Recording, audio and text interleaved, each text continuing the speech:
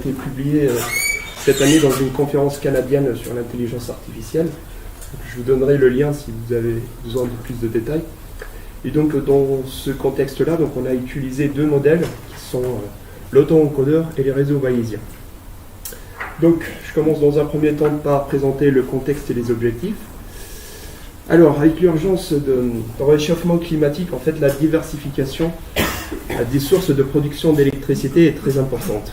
Et bien dans ce contexte-là, les éoliennes jouent un rôle prépondérant dans cette diversification, mais également dans la transition énergétique, puisqu'elles permettent en fait une réduction significative d'émissions de gaz à effet de serre. Donc, certes, donc, cette expansion et cette installation de plus en plus importante des éoliennes est bénéfique en fait, dans le contexte actuel. Néanmoins, elle peut être sujette de plusieurs types de problèmes. Parce que, comme vous le savez tous, en fait, les éoliennes, donc, elles fonctionnent dans un environnement hostile, donc un environnement où il y a des conditions climatiques un peu sévères, comme par exemple un vent fort, une tempête de neige, du verglas. Et donc avec ces conditions-là, donc la probabilité d'occurrence des anomalies est de plus en plus importante. Et ces anomalies peuvent toucher des composants critiques au sein de l'éolienne, dont le main bearing en fait qui fait le sujet de ce travail. D'après plusieurs travaux qui ont été rédigés en fait sur cette thématique d'énergie éolien, donc les coûts de maintenance ont été chiffrés à 25% de coûts d'actualisé d'électricité, ce qui est énorme. Donc le but donc, de ce projet, c'est de minimiser en fait, cette maintenance et d'assurer en fait, un suivi en temps réel et un contrôle des différents composants critiques. Dans le cadre de ce projet, donc, nous allons nous focaliser sur le main bearing, comme vous pouvez le voir ici. Ici dans cette figure, en fait, c'est le composant central que vous voyez ici. Et donc une anomalie qui touche ce composant-là engendre un arrêt total de l'éolienne et donc une perte de production et des coûts de maintenance très élevés. Donc là, je vais présenter quelques backgrounds en fait, pour justifier l'utilisation des deux modèles qu'on a utilisés, à savoir l'auto-encodeur et les réseaux bayésiens. Donc une éolienne, en fait, comme vous le savez tous, c'est une machine en fait, qui convertit le vent en énergie électrique. Donc c'est une installation vitale en fait dans cette transition énergétique et dans cette réduction d'émissions de gaz à effet de serre. Et donc une éolienne est composée de 6 parties. On a la tour de l'éolienne que vous voyez ici, cette tour-là. Vous avez le rotor, vous avez les pales, la nacelle en fait qui englobe tous les composants critiques dont le main bearing.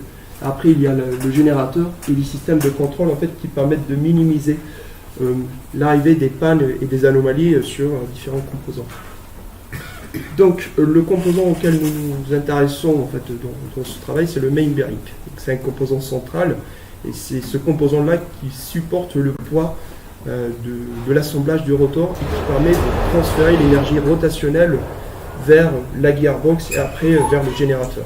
Donc il joue un rôle critique dans la performance et dans la rentabilité de l'éolienne. Et une anomalie, ne serait-ce que majeure sur ce composant, donc engendre un temps d'arrêt extrêmement important. Donc, ça c'est... Là, je présente certaines anomalies qui peuvent toucher ce composant. Donc, on peut avoir une fatigue, la corrosion, l'érosion électrique, une déformation plastique et des fractures. Là, c'est quelques exemples d'anomalies. Ça, c'est l'érosion et ça, c'est la déformation plastique. Donc, toutes ces anomalies-là donc, engendrent une élévation importante en fait, de la température au sein de ce composant. Donc, pour faire face à tous ces problèmes-là, donc, plusieurs stratégies de maintenance ont été proposées dans la littérature. Donc, comme la maintenance préventive, en fait, c'est des maintenances qui interviennent à des cycles bien définis, c'est-à-dire chaque trimestre ou chaque semestre. Et ces maintenances, en fait, elles sont faites sous recommandation des fabricants des éoliennes. On a également les maintenances correctives. Et bien, les maintenances correctives, ils interviennent après l'apparition d'une anomalie. Donc, le problème, c'est que ces deux stratégies de maintenance ne sont pas optimales, puisque la première, en fait, qui est la maintenance préventive, engendre des coûts de maintenance très élevés, puisqu'on fait mobiliser toute une équipe, en fait, même s'il n'y a aucune anomalie, en fait, sur les différents composants de l'éolienne. Donc, c'est du temps perdu avec des coûts.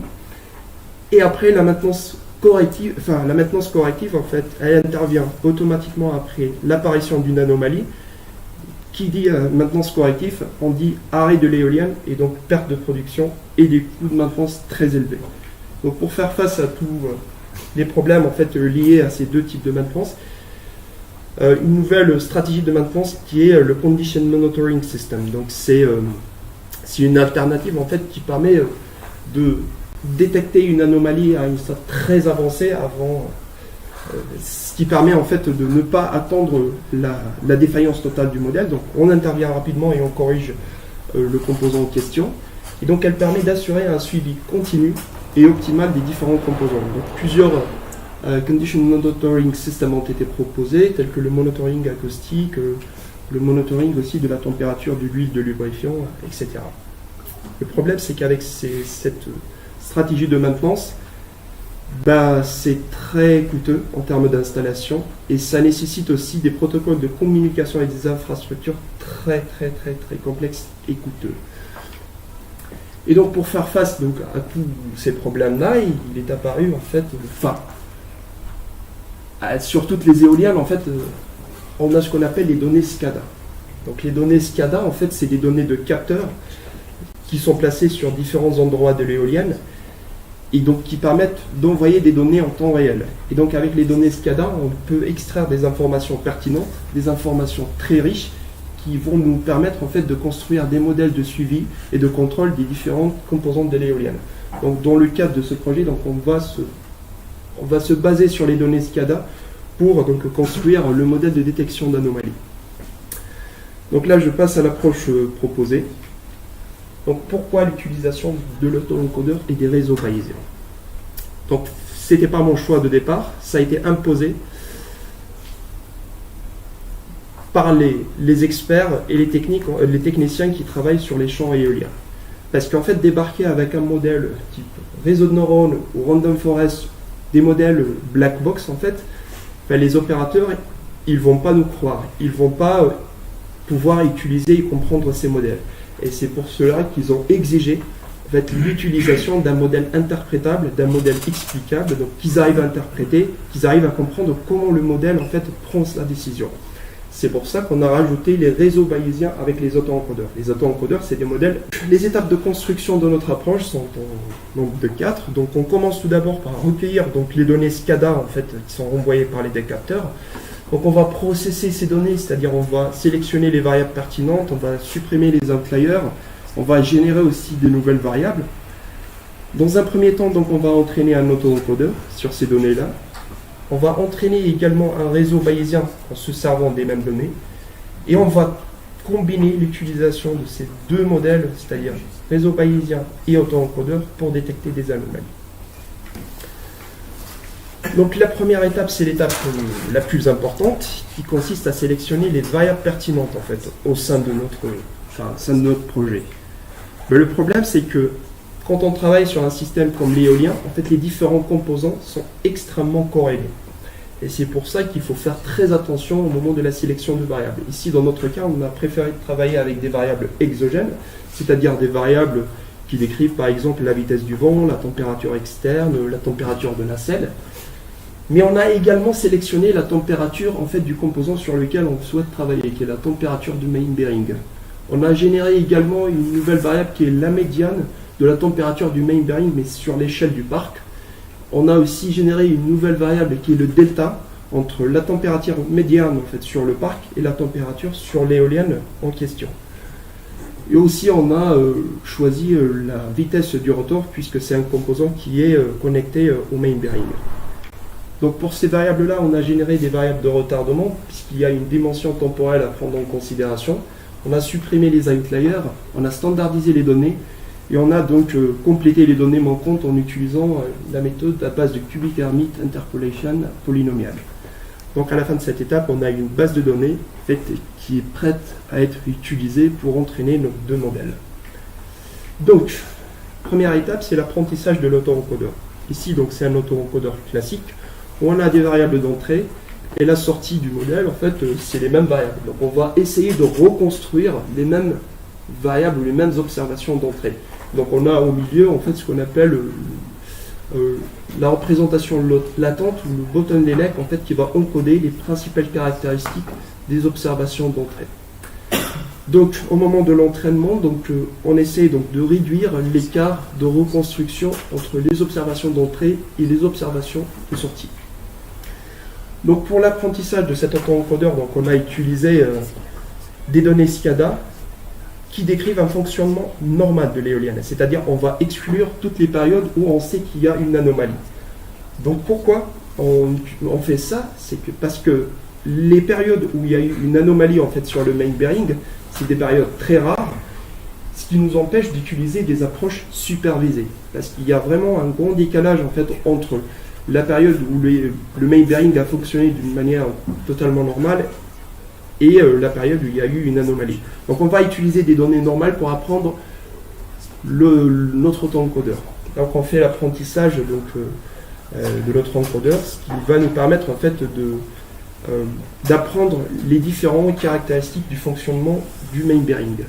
Après, donc, on va calculer ce qu'on appelle les erreurs de reconstruction, donc entre les données d'entrée et les données de sortie. Donc cette erreur de reconstruction va nous permettre de définir notre seuil qui va dire si une observation est associée à un fonctionnement normal ou anormal de l'éolienne. Et donc ce seuil-là, il a été calculé de la manière suivante. Donc c'est égal à la moyenne des erreurs de reconstruction plus 3 fois l'écart type. Et donc, si l'erreur de reconstruction entre les données d'entrée et les données de sortie sont supérieures à ce threshold, donc on peut considérer que ces observations décrivent un comportement anormal du main bearing. Donc l'étape numéro 2, enfin, on reste plutôt dans l'étape numéro 1, le problème qui est associé à l'apprentissage d'un auto-encodeur. Il suffit d'avoir une simple anomalie ou une simple défaillance d'un capteur en fait dans les données d'entrée, cette anomalie va se propager tout au long du réseau, de l'auto-encodeur. Il va dire en fait que cette observation correspond à une anomalie au sein du main bearing. Mais admettons en fait que ce capteur-là décrit par exemple la vitesse du vent. On a eu une anomalie sur ce capteur de telle manière que ce capteur renvoie des données qui ne sont pas correctes. L'auto-encodeur va naïvement dire que dans ce cas-là, il y a une anomalie sur le main bearing. Alors que ce n'est pas du tout le cas, parce que la défaillance concerne uniquement un capteur qui n'a rien à voir avec ce composant.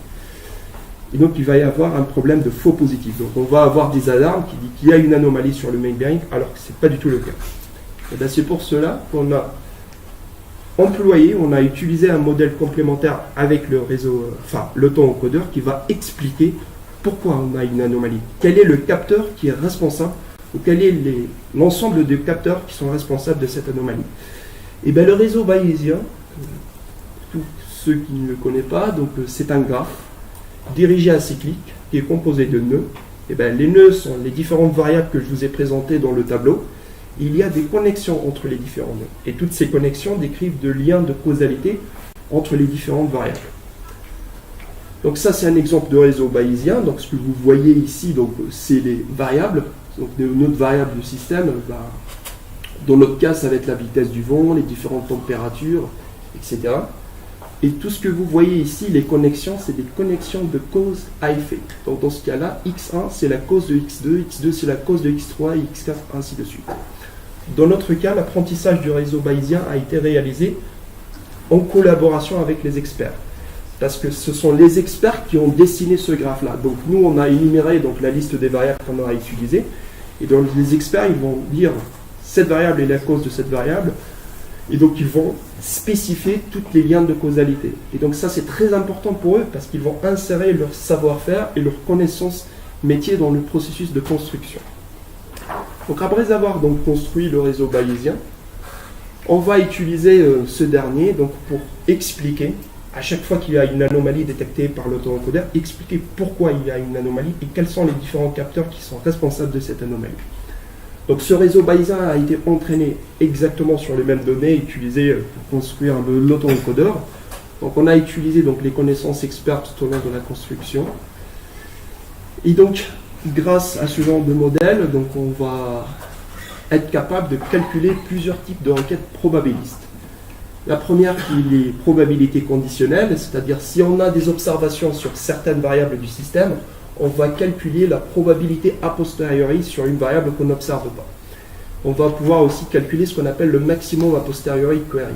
C'est-à-dire, si on a une observation, on va pouvoir estimer quel est l'état le plus probable sur un certain nombre de valeurs. Et donc, grâce à ces deux requêtes-là, qu'on va faire notre diagnostic et notre explication des différentes anomalies donc, détectées par l'auto-encodeur.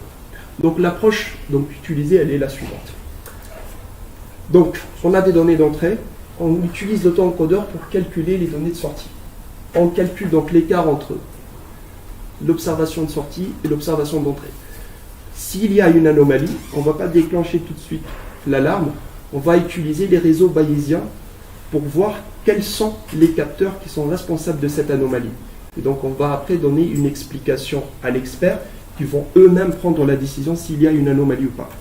Et après, s'il n'y a pas d'anomalie, donc on ne fait rien, donc on dit qu'il n'y a pas une anomalie, on passe aux données suivantes. Ça, c'est un extrait du réseau bayésien, donc je ne vais pas trop rentrer dans le détail, donc c'est un graphe. Ce que vous voyez ici, c'est les nœuds causes. Ça, c'est la vitesse du vent à l'instant T, vitesse du vent à l'instant T-1, T-20 minutes. Ça, c'est la température ambiante. Donc ça, c'est les variables causes. Et tout ce que vous voyez au milieu, donc les températures qui sont liées à notre composant. Donc, un exemple d'utilisation des réseaux bayésiens, donc admettons qu'on a des observations sur les variables météo, c'est-à-dire les vitesses du vent, à l'instant T, T-10 minutes, T-20 minutes, la température ambiante présente, la température ambiante à l'instant T-10 minutes et T-20 minutes. Donc les valeurs sont les suivantes, 13, 13,5, 13,5, 25 et 25. On va demander à notre réseau bayésien de calculer la probabilité, estimer en fait quelle est la valeur la plus probable de la température du main bearing. Le main bearing, c'est le composant qu'on souhaite donc étudier. Donc le réseau bayésien, il dit, étant donné ces données d'entrée, la valeur la plus probable en fait du main bearing doit être comprise entre 20 et 30. Admettons que nous observons par exemple que la température est 45, là le réseau bayésien il va dire que c'est pas normal parce que la probabilité ou la valeur la plus probable doit être comprise entre 20 et 30. Donc le réseau bayésien il va dire qu'il y a une anomalie sur cette variable-là parce que 40 et 50 a une probabilité extrêmement faible.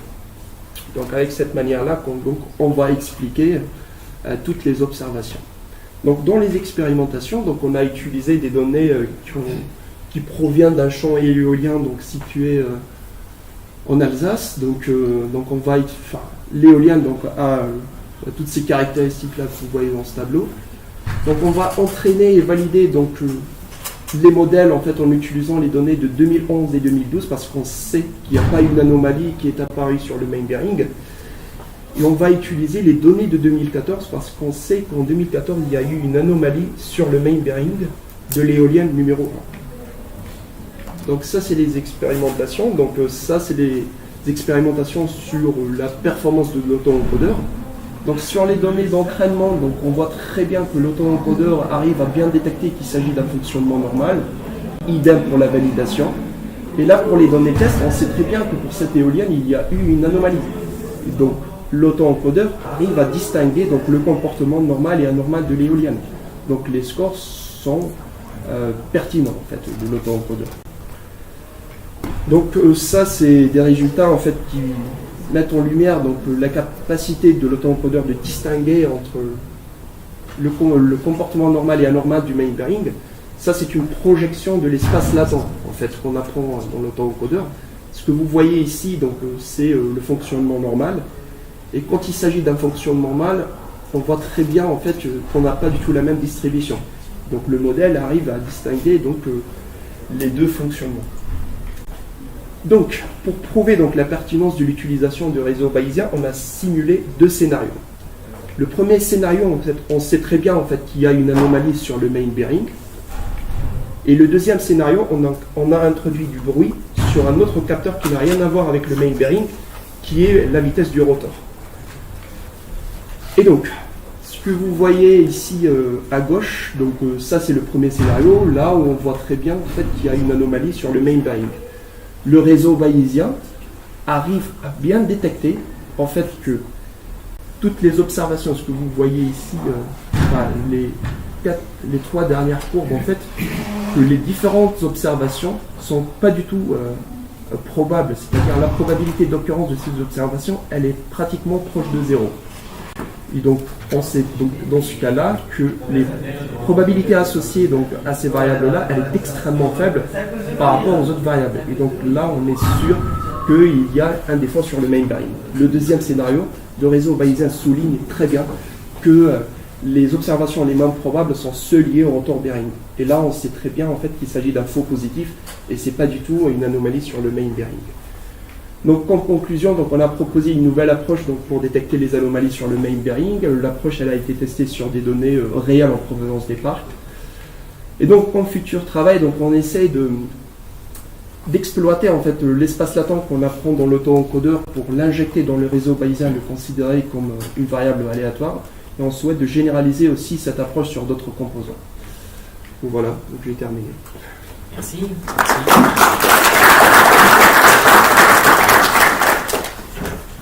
que le temps passe un petit peu, on a le temps pour 1 ou 2 questions.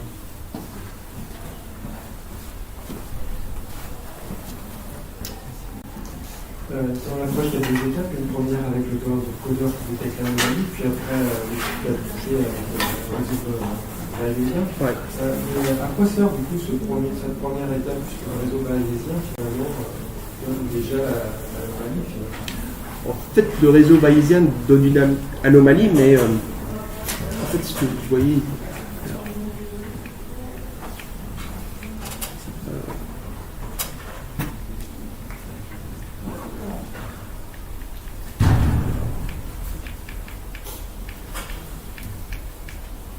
Quand on utilise des réseaux bayésiens,